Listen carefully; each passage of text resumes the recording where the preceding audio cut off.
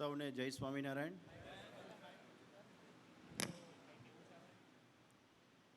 સેતુ trust Vallabh વિદ્યાનગરમાં નાના બજારમાં અમારી સંસ્થા આવેલી છે.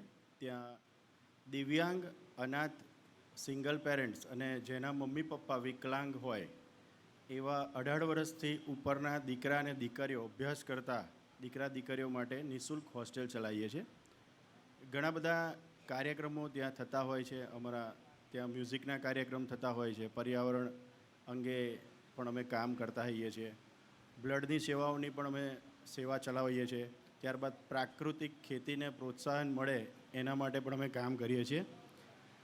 હવે આવનારો બહુ નજીકના સમયે 5-7 દિવસ પછી ગણેશ ઉત્સવ આવી રહ્યો છે.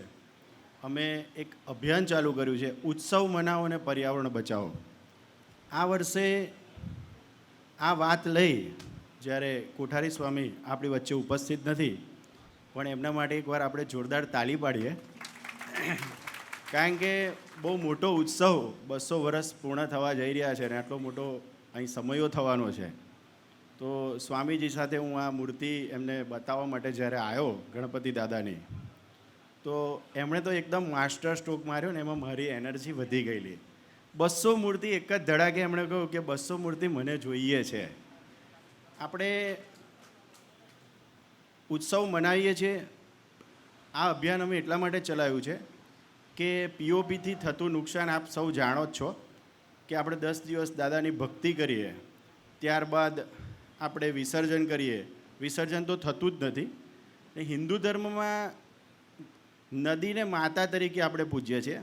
ખરેખર એ માતા સાથે આપણે જ્યારે વિસર્જન કરીએ છીએ ત્યારે શું પરિસ્થિતિથી આપ સૌ જાણો છો. એટલે અમને આ વખતે અમારા સંસ્થાના જે સ્થાપક છે પોતે પ્રજ્ઞાચક્ષુ છે, સુધાબેન પટેલ, જે ચાંગાના પૂર્વ સરપંચ રહી ચૂક્યા છે, સેતુ ટ્રસ્ટના એ પોતે ફાઉન્ડર છે. એમને વિચાર આવ્યો કે ઉત્સવ મનાવીએ, પર્યાવરણ બચાવીએ, તો અમે એક સ્પર્ધાનું આયોજન કર્યું છે. આપ જે આણંદ જિલ્લા માટે જે લોકો ઘરે સ્થાપના કરવાના છે એમાં અમે એક સ્પર્ધા રાખી છે. એમાં બેસ્ટ 3 મૂર્તિ, બેસ્ટ 3 ડેકોરેશન અને બેસ્ટ 3 પર્યાવરણ આધારિત થીમ.